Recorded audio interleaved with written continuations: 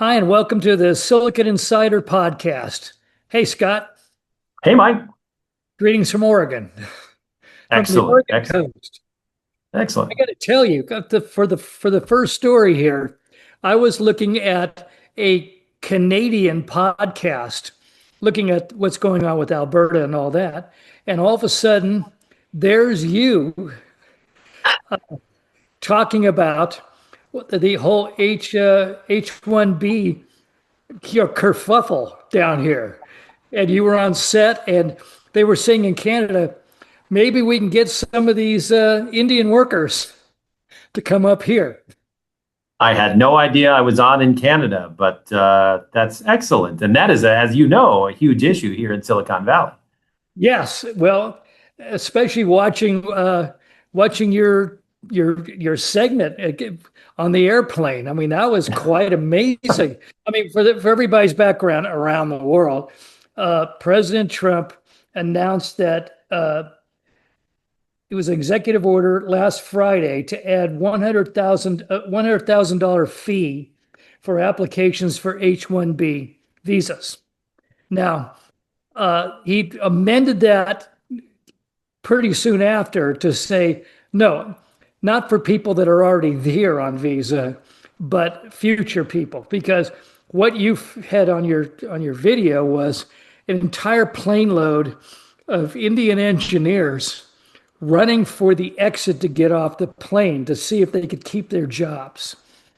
Do I have that right? Well, right. The initial concern was that, and remember this back in, I think it was 2016 when Trump took office, 2016 or 2017, early with the Muslim ban. And Yeah. all of a sudden, a lot of people who were here in America, Americans who were off visiting in foreign lands, were concerned that they wouldn't be able to get back into the country. And that was the initial concern after the early reports got out about the H-1B visa change, is that if you were out of the country, you may not be able to make it back. But that is not the case. Instead, as you say, $100,000 one-time charge to the company trying to bring in the H-1B visa worker. And if you currently have an H-1B visa, this does not apply to you. You are fine. You can leave the country and come back, et cetera. Those are worth their weight in gold right now. Right. And you wonder how many will actually be used with this $100,000 fee. I mean, the Amazons of the world, the Apples, the Meta, they'll be able to do it. But if you're a small or medium-sized company, trying to recruit someone from another country, that may Yeah. be prohibitive. Well, I was looking that the giants in the U.S. tech sector account for 40%, I believe, of all the H-1B visas. But that leaves another 60% with startups, schools, small companies, that sort of thing. And I got to admit, my reaction to it was ambivalent. Uh, at first glance, I thought, why is he doing this? What's the point? Is he just trying to keep out, workers from the rest of the world? But then I remembered I gave a speech a few years ago where I had some statistics talking about which companies at the time were bringing in Silicon Valley, which were bringing in the most H-1B visa holders. And it was surprisingly at the time not the most successful companies. There was a lot of abuse of this, where companies were just filling themselves up and exploiting these foreign workers, especially India and Pakistan. And it was ugly. Now that's kind of changed a lot. And I got to admit, those other 60% are going to get hurt by this. I mean, there's a lot of schools and things like that have HIB visa workers, and they're not going to be able to afford them in the future. The Right. next gen, Schools, research, yeah, research institutions, a lot of universities, yeah, and then those smaller and mid-sized companies. $100,000 is a lot of money to a lot of these places, and I wonder what we miss out on when this really kicks in. yeah. And other countries are saying, let's recruit these people. You know, if they'll come, if we can get them in here for free, they're going to come because they can't go to the United States anymore. Well, You as part of the story, I interviewed a CEO, actually an Indian CEO of a company who spends his time between London and the US running his company. And he said because London's fee is still about what the US used to charge, $2,000, $3,000, yeah, their companies will be able to afford many more of these visas. And so the default of, let's go to the United States may not be that way anymore because other countries keeping their prices low will be able to bring more of the H-1B visa workers in. yeah, I saw in the Guardian on the BBC, they were saying, this is our chance. We have our moment. Now, let me take the other point of view. Like what Reed Hastings said, this looks, this is a great deal. And I think, unfortunately, I think what he's saying is all of us big successful companies, we can afford these people and we can lock out, startup competitors to our business because they can't do it. And then other people said, I read a couple of academics that said, academics, of course, but they said, $100,000 is not that much for a top flight engineer. That, we just had, you and I covered the story recently. Mike, Facebook, Meta was paying millions for top flight AI engineers, a lot of them being, you know, H-1B visa workers. So I think the rich companies are going like this because this is the chance to, they're not going to have as much competition for the best talent. The small companies, it's going to be tough. If you got, one person said, well, if you're low on cash flow because you just got your venture money, then you're going to think twice before that. And, maybe, if you get you get venture money, you can probably briefly afford to bring in that kind of talent. At the same time, I'm thinking, okay, there are millions of talented engineers in the United States who are being left out by the Amazons. I mean, Amazon brought in 10,000 H-1B visa holders in the first half of 2025. They laid off people to bring in those 10,000. And, Microsoft, Meta, Apple, and Google did 4,000. Now, those jobs literally are being taken from American workers. And oftentimes it's done because they can tell the visa holders they can basically exploit them and they can get them cheap, at least until now. And these talented American workers are being displaced. So, I'm really ambivalent about this. I suspect it's going to get dealt down because the hue and cry from uh, mid-sized companies is mounting right now. And I suspect it's going to be a two-tiered kind of arrangement before it's all over.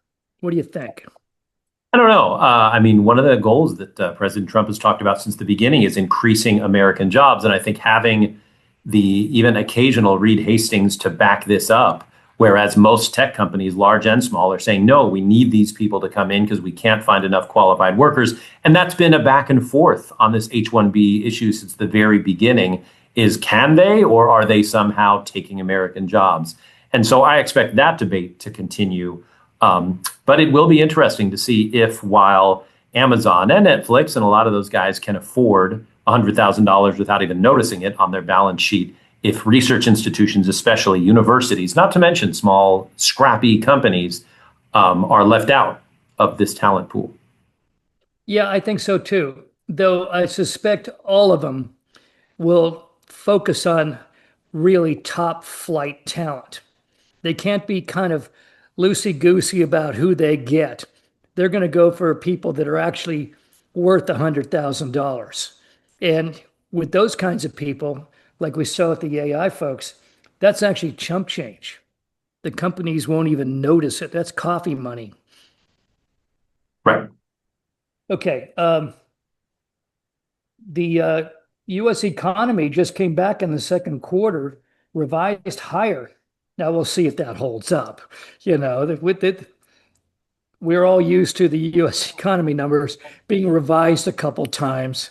That's been going on for 10 years. But economists estimate that momentum carried on in the third quarter, underscoring the resilience of the world's largest economy. Gross domestic product uh, reached an annualized rate of 3.8%. We haven't seen that in a while. Um, from April to June, and it was higher than the 3.3% reported in the second estimate and well above the 3% initially recorded. That's pretty good news.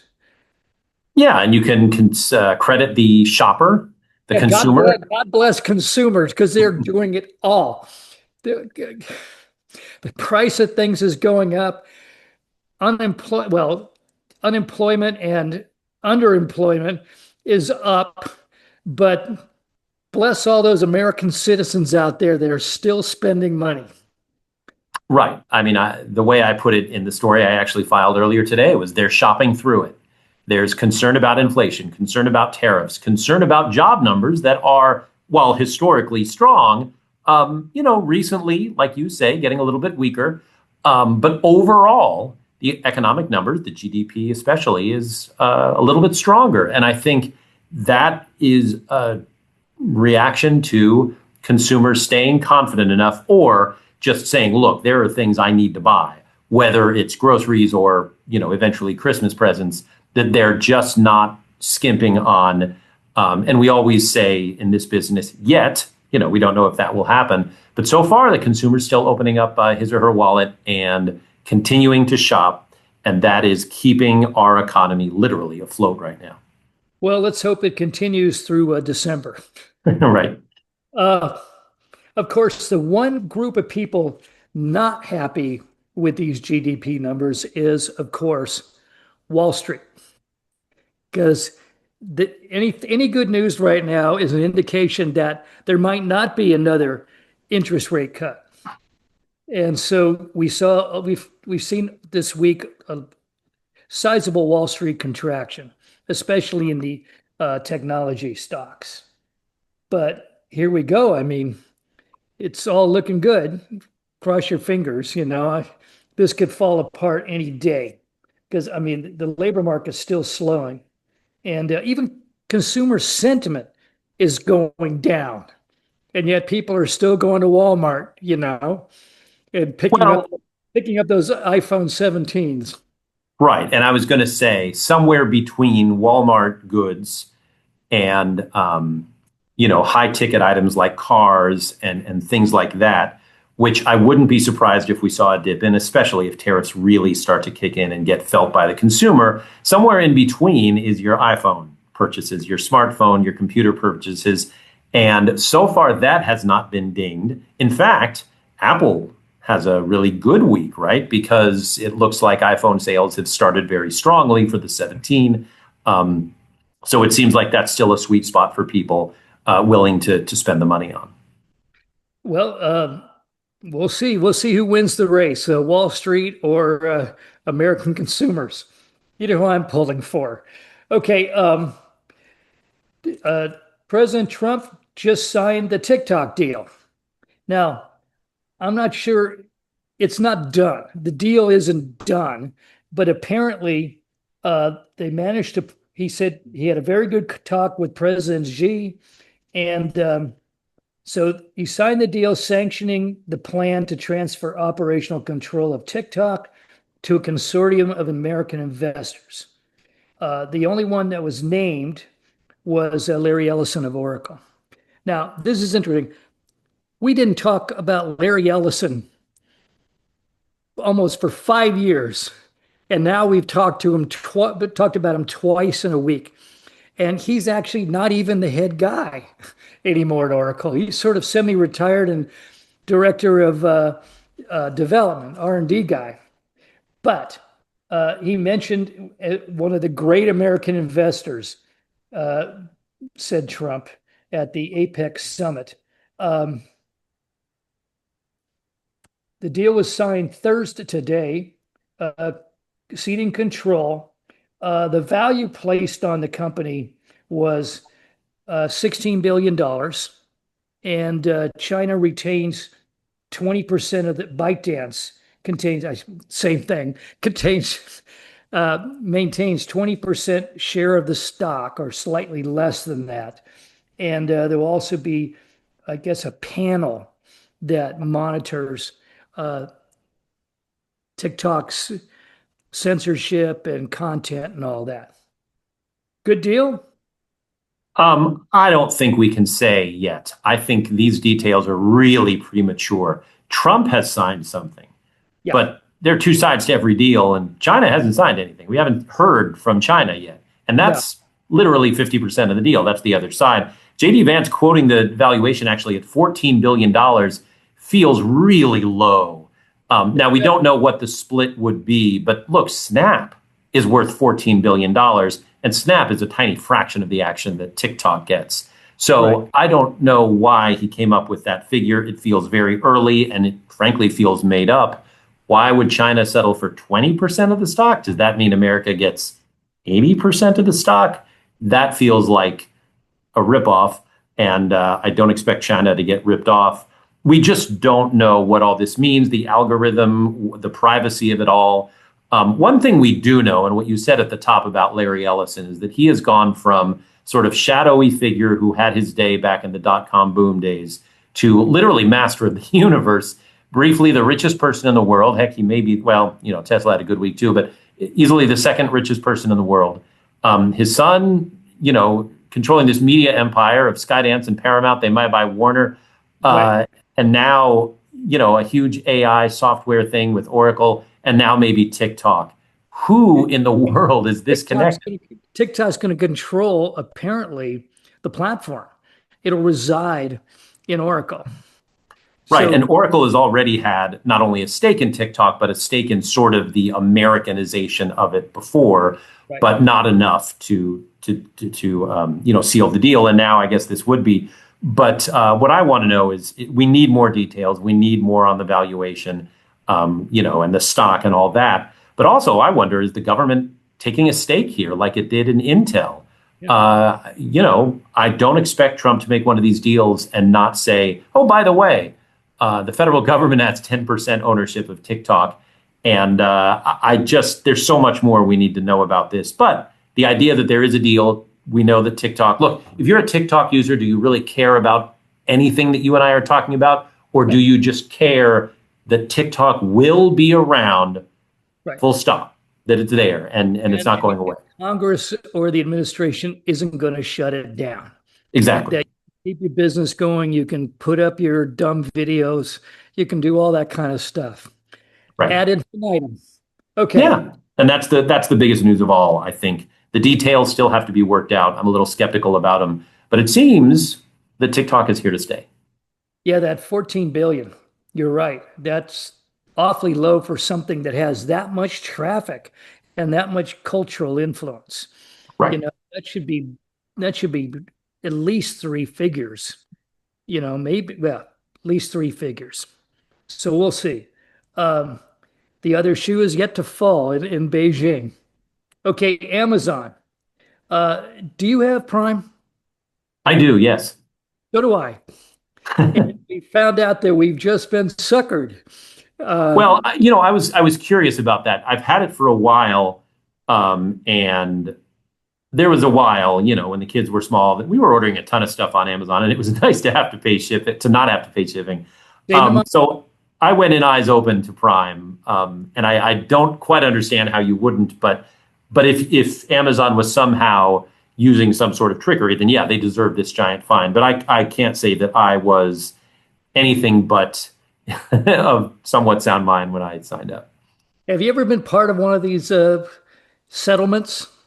Like something you bought and this company got in trouble and they did a settlement?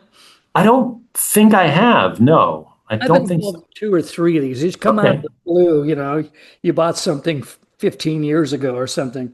Well, the Hmm. settlement is going to be $2.5 billion. Okay, divide that between the number of users on Prime on Amazon, and you're probably going to get 75 cents. Right, but then this is to fine Amazon, and it's not. Well, I wonder, how much people have been paying on Prime without knowing it. I mean, at some point, it's sort of buyer beware, I guess. But I wonder, will this money be shifted to those consumers who can prove somehow that they were suckered into jumping on board? Yeah, well, that's the other tripwire. Usually you have to show receipts and all that kind of stuff, and everybody goes for 75 cents. Yeah, I'll pass. Finally, the headline of the week. Silicon Valley startup uses AI to engineer psychedelics without the hallucinations. Because of course they did. I love that headline. Yeah, because of course they did. I mean, half the young engineers in Silicon Valley are microdosing on LSD on a regular basis. So what this company, Mind State Design Labs, it's in South San Francisco. It figured out how to use AI to study and collate thousands and thousands of trip experiences on acid, find commonalities, and reproduce that using technology without actually using pharmaceuticals. And they claim they've got it, and I have no doubt that it will be used extensively in the near future. I mean, is there anything out there that we can't make just 100% nerdy? Like, is nothing sacred at this point? Yes, yes. I mean, you take somebody from the 60s and say, here's what we're doing with acid, and you might get a very interesting response. Right. No hallucination, but really a lot of data. And that's Yeah, really yeah. what we want. And I get the feeling that if you actually use this product, it's on a platform called Osmanthus, which is, I guess, from Ozymandias. I don't know, but they had 70,000 trip reports. You can guarantee that if you go on that site and use that program to trip, they're going to be gathering a lot of information on you in real time. So Yeah, there can be too much data. This is kind of how I feel about the modern game of baseball. There can be too much data and too many statistics, and sometimes you just want to have a good time. I just cared about batting average, but Right. apparently nobody does that anymore. So, It's a lost art, Michael, I'll tell you. all right. Well, anyway, that's it for now, folks. You can find us on Spotify, Anchor, Google Podcasts, Apple Podcasts, and YouTube. I wish I was one of those guys who could talk really, really fast and go through those. You can see Scott on Facebook and X, and of course, almost every weeknight on NBC Bay Area. And you can now hear me occasionally on BBC Radio, but I never know when. So we'll see you next week. Bye bye.